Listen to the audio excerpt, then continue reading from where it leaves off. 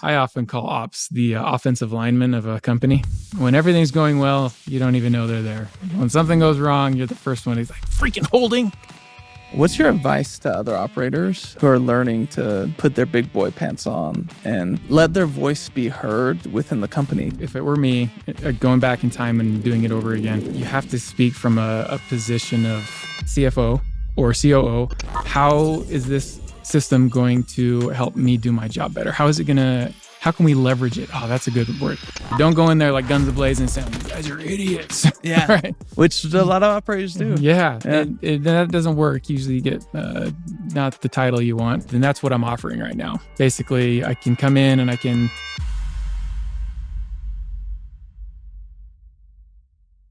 All right. Welcome to Ops Unfiltered, Steve Clark. Thank you. Appreciate it. I'm happy to be here, Jared. Yeah, me too. All right. So before we dive into things, the angle I wanted to go out in this podcast, because you are an expert in demand planning, forecasting. You've worked with a myriad of different brands, ranging from big, like Kodiak cakes, all the way to your startup. Your startup. You're British now. Hey, mate. Your startup Odyssey bar, and tons of different other clients that you've worked for to help dial in forecasting, demand planning. So, could you just give a really quick intro of what you do, and we can dive into some of those questions? Totally, yeah. Undergrad is not in operations supply chain. It's actually in finance and econ. Like most people in ops and supply chain.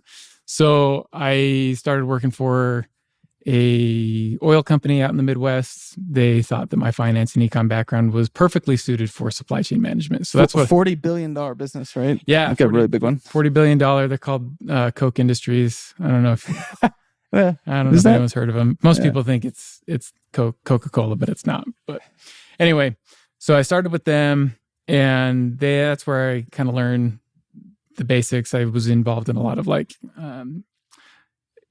implementations of ERPs while I was there. And then I moved back to Utah where home is. And I worked for Kodiak Cakes as inventory manager, then led up to... Kodiak Cakes at the time, probably $30 million. Yeah. Yep. Small. Explosive growth at that time. Yeah. Small for really big brands, but for what it is now.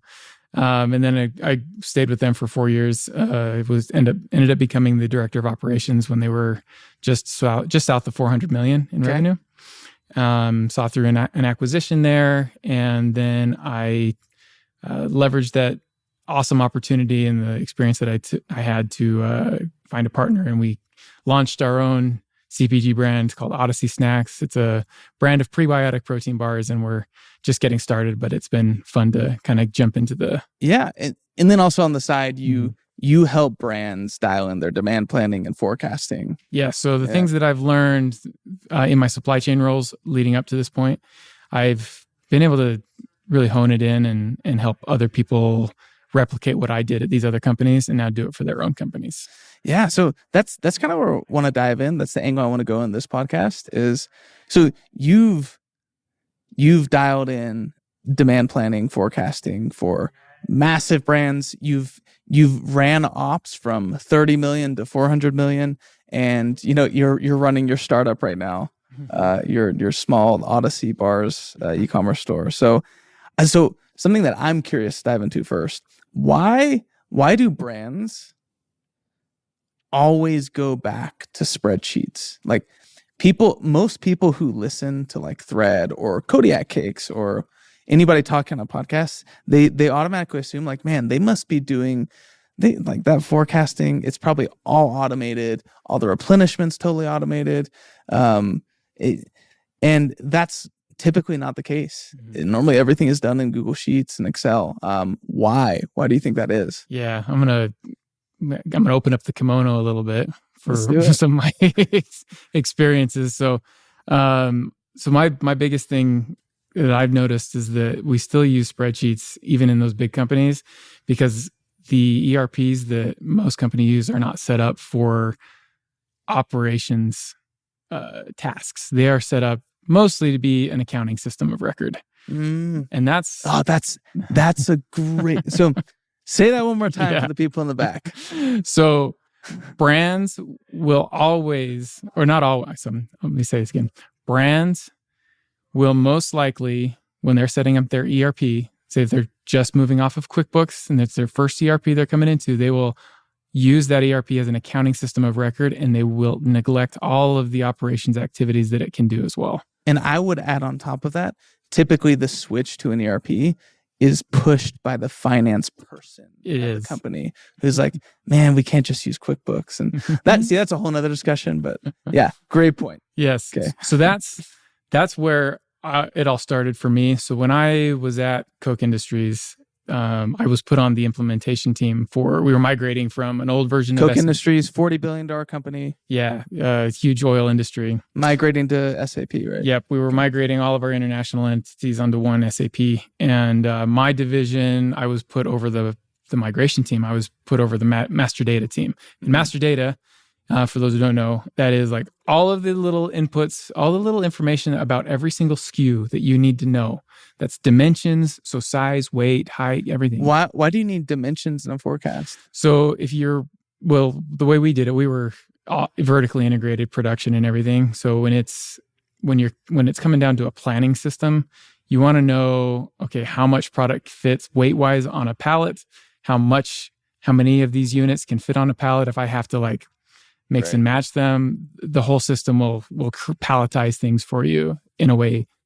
Got it. That makes sense. So dimensions work, but for CPG brands, it's typically the master data that you really care about is it's your reorder point, your relative lead time. So how long does it take for you to place a PO and for that product to hit your dock, and your all of your inventory requirements and your minimum order quantities. Like those are the basics for brands. That's really all they need right now, but you can get more granular as if you get into your own manufacturing and stuff.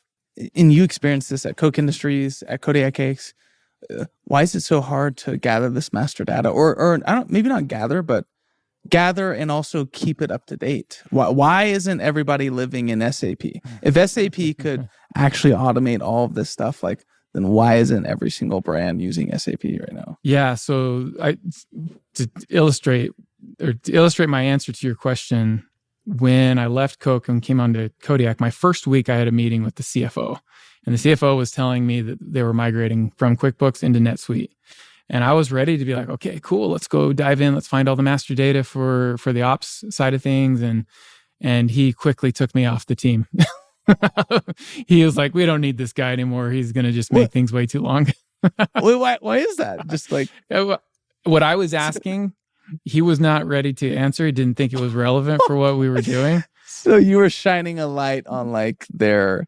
Yeah, I don't think he understood what the importance of it was. I think when he was put on this task, he was like, we just need something better than QuickBooks. And all we were really focusing on were, the financial side of things. Right. And when I was saying like, okay, well, we also need to put in like all of our, all of the master data that goes in for ops activities for demand planning and all that stuff. And we just weren't ready at that time. Like Kodiak just wasn't ready. And so to your question, where do you find that master data? At that point, Kodiak had grown so fast and it added so many SKUs and it, expanded into different categories so quickly that you sacrifice order and processes for speed and agility. And that's where I think a lot of brands get in trouble in the first place. Yeah, so it sounds like the biggest problem with master data, especially at smaller companies, is the processes it takes to upkeep those. Yeah. And I'd agree with you. I mean, so we also do basic forecasting for brands. Mm-hmm. And yeah, same thing. We need sales velocities, MOQs, a general lead time, maybe a buffer of stock, and all of that like at a SKU level. And yeah, it is.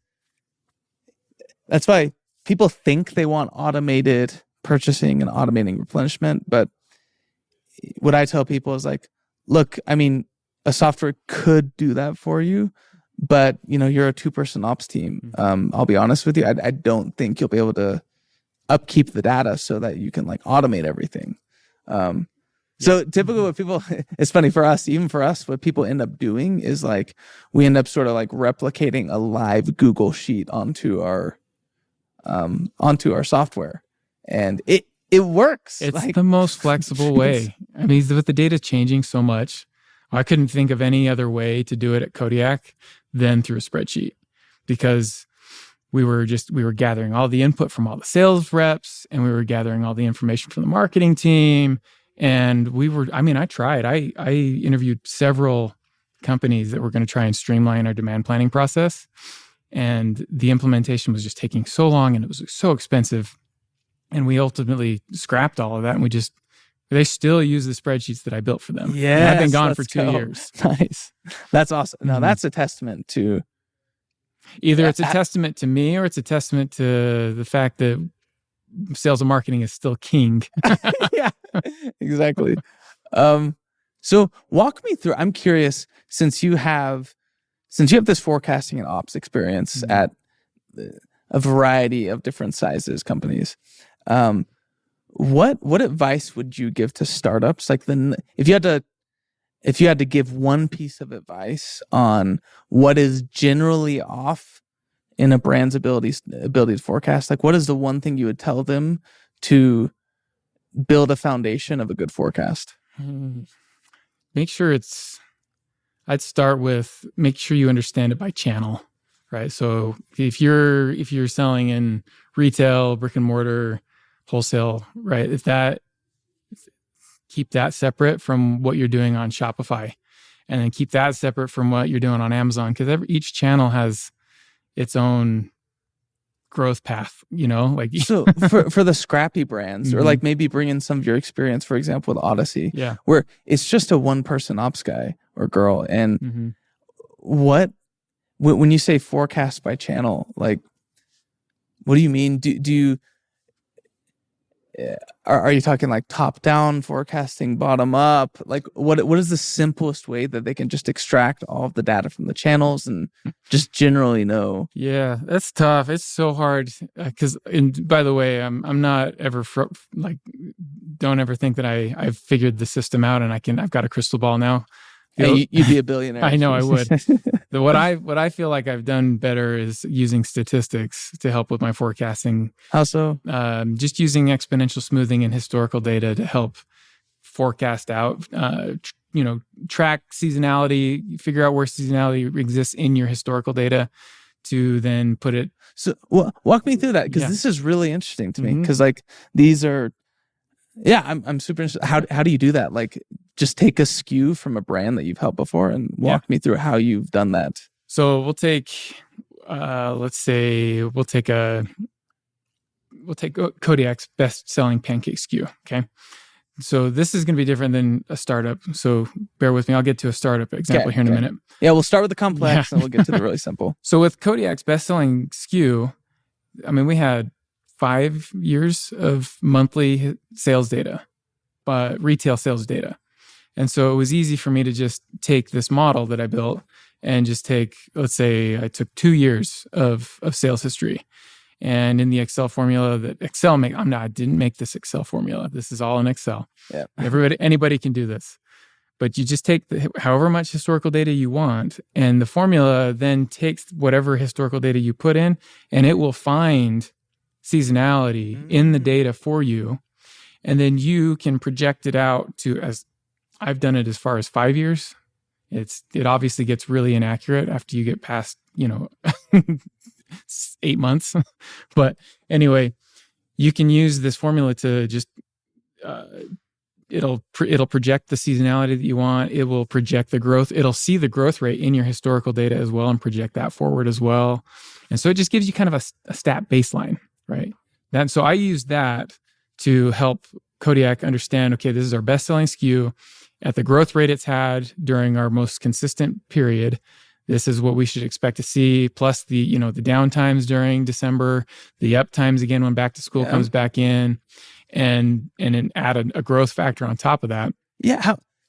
How would for example, how would a brand get that formula? Do you have like a website where you share that out? Is the YouTube video out there? So I'll tell you right now, all you got to do is just Google exponential smoothing formula in Excel, and it will do it for you. And quite candidly, if you hired me to do it for your brand, that's what I would be doing to build out your demand planning model. I love that. I love that you're sharing that. I don't claim to know something that, or have a proprietary formula or anything. Yeah. It's I think people appreciate that. Yeah. Hopefully you want to stick with me longer because I'm honest. Yeah. But so now let's do the most simple, like the simplest of brands doing like 2 million a year. Yeah. So it's hard. So if you're a legit startup in the true sense of the word, you only have maybe, let's say, a year or 2 years worth of historical data. That same exponential smoothing formula that I just said, it probably won't work very well for you because you're in a weird state. Yep. You don't have recurring revenue. It's a lot of it's contingent on what ads you're running. Yep. How effective those ads are.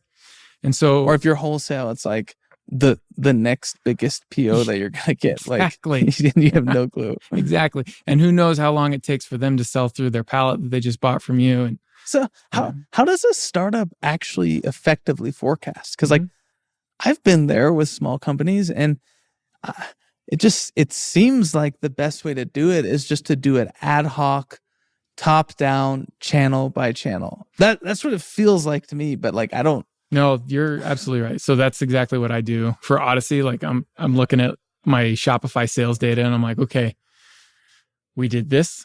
We've done X last month, and this is how much we did. This is how much we did in paid ads. This was the conversion rate of the paid ads. We're going to do this much more in paid ads next month. And I just have like some back of the napkin weird math of like, okay, if my increase of ad spend equates to X amount of revenue. And that's how I do my forecasting based on ad spend right now. Got it. Okay. Well, that's interesting. Yeah. And it's all based on ad spend. It is. And let's be real too. Like the problems that I run into with running a startup is that my volumes aren't very big. And so it's hard for brands to hit scale, right? Well, if you're at scale, great. That's cool. My problems were not that. My problems are that I'll place my minimum order quantity with my manufacturer, and that product will last me 2 to 3 months. Wow. Whereas at Kodiak, I was used to reordering like every 3 weeks. I was placing a PO every 3 weeks. Interesting. That's what you want. Okay. So my next question would be, what are some issues that I know there's a lot of brands that listen who they do wholesale and they do direct to consumer sales. Yep. So obviously you're going to divide out those channels. Wholesale forecasting, and I guess you classify like big box retail. What's the best way to forecast that as, say, a brand doing 10 million or more? So it's still, they're almost like, and they're just now branching into big box retail and specialty wholesale. How do you not have that break your forecast, and what do you do with that? I deal in a lot of probabilities as well. Okay. So you're right. So breaking apart like wholesale. So let's say you've got like an account on fair.com or something, right? Very common. Yep. And so that kind of demand is sparse, and it can be, it's not going to be as consistent as big box as a grocery store or Best Buy or something like that. So I would still keep those two separate in different channels. The best way when you're getting into big box or in any kind of retail store is to put your whole list of all of your potential customers. And I always assign a probability of them coming in at that month. And I do kind of like a risk adjusted total demand view, right?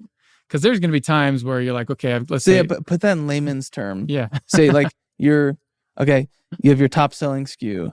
And it says it's supposed to get in time for the warehouse for this big sell. Yeah. But like there's a probability that it might not. So how do you take account for that? So you're going to have buyers that tell you a date, and the buyers will say, hey, we're going to purchase this on this date to be ready for, like a month in advance. It's going to be on shelf in a month. But if this is their first order, chances are it's going to be on time. But that reorder, you don't know if they're gonna burn through that in a month. You don't know if they're gonna burn through it in a month and a half.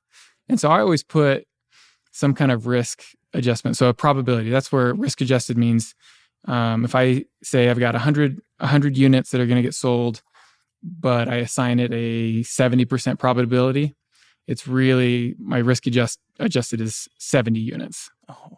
Got it. Got and risk-adjusted forecasting is hard if you only have one customer. But if you've got like, 10, 15 customers that you think are going to come in a certain month, you assign a probability to them and you apply that to the quantities you think is coming in, you can get pretty close to what's actually going to happen. That's awesome. Now, let's couple like rapid fire questions here near the end. You came into Kodiak Cakes and they were switching from QuickBooks to NetSuite, correct? Walk me through that. How was switching systems? Was it a massive pain? Why?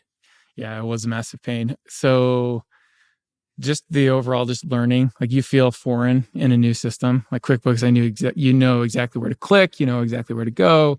And we didn't hire a consultant to coach us, at least on the ops side. I think accounting did, but ops didn't get a consultant to teach us how to write POs, how to reconcile inventory. Why is that? Why do you think ops are forgotten at companies? I often call ops the offensive lineman of a company. When everything's going well, you don't even know they're there. When something goes wrong, you're the first one. He's like, freaking holding. Gosh.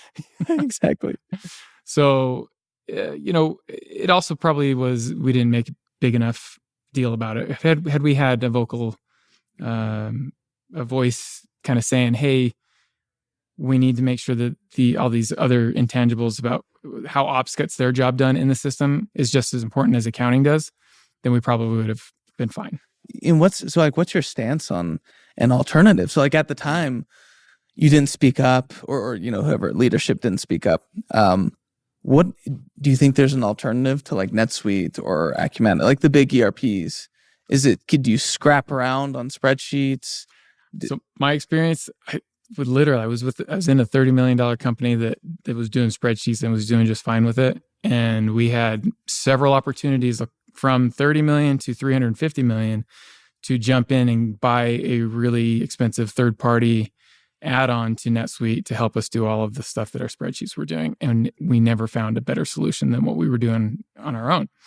And so, yes, you're quite frankly, I think brands do not need to jump into a big ERP as fast as they think. I think they could do exactly what they could do with QuickBooks. I don't think Kodiak, what we were doing at least on the ops side of things, I can't speak for accounting, but I think we could have done well with QuickBooks Enterprise for a lot longer.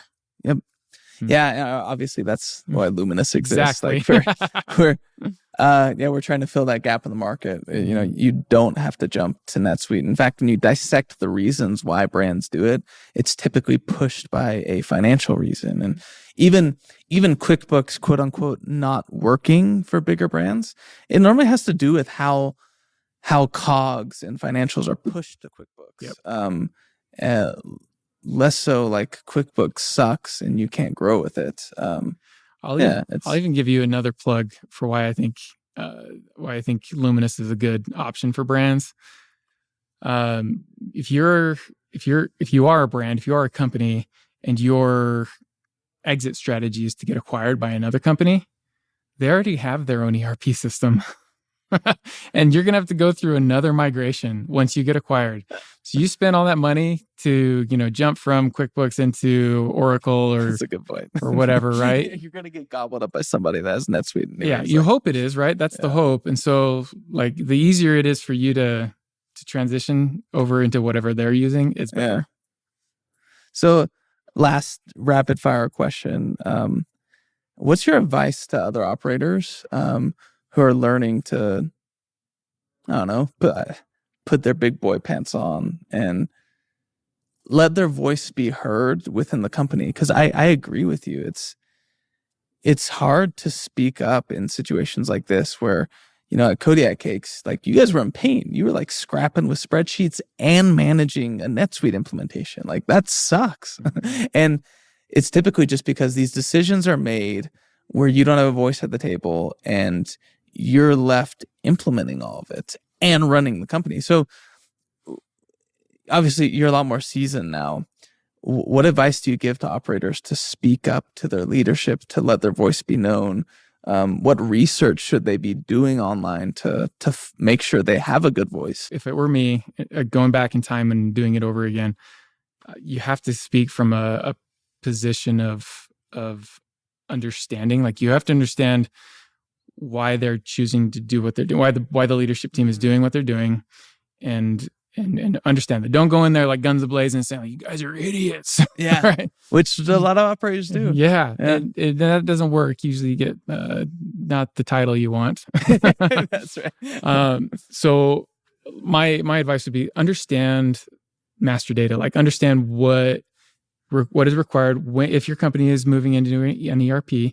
Just understand, like, hey, CFO or COO, how is this system going to help me do my job better? How can we leverage it? Oh, that's a good word. How can we leverage this to make the capabilities of our team so much better? And so we don't have to keep adding headcount, because that was what we covered a Band-Aid for not investing in our master data and our ERP on the ops side was to hire somebody else. That's such a good point.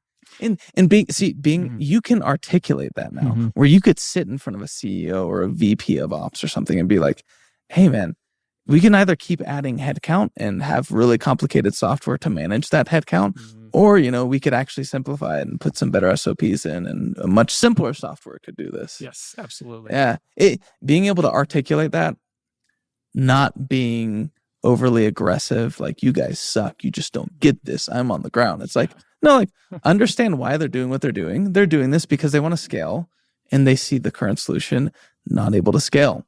So yeah, articulate your reasons why that doesn't work for ops. And that's also a reason why Luminous, like, that's why I'm making content. You'll see a lot of themes in our podcast, finance people choosing big ERPs, or, why big ERPs aren't necessarily the best fit, how to better forecast. Like, we hit some of the same themes that a bunch of brands are going through. So hopefully by watching this podcast and Luminous content a bunch, like, it'll equip operations with some more high level knowledge on how to approach these conversations. But totally.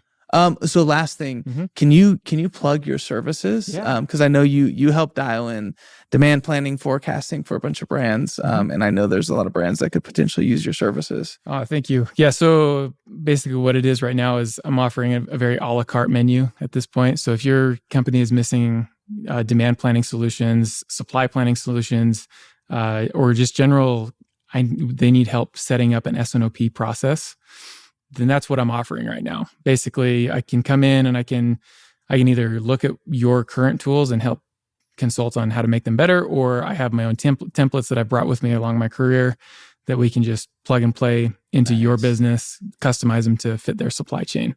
And what I think is great about what I'm offering is that you can either pick and choose what services you want, and you can also hire me to train your current team to use them, and then you don't have to keep it updated. Yeah, so you're not dependent on me. Like, nobody wants to be dependent on me. Yep. Or a consultant. You want to be able to teach your team and let the consultant go. And that's my whole plan. Love it. Well, that's awesome, man.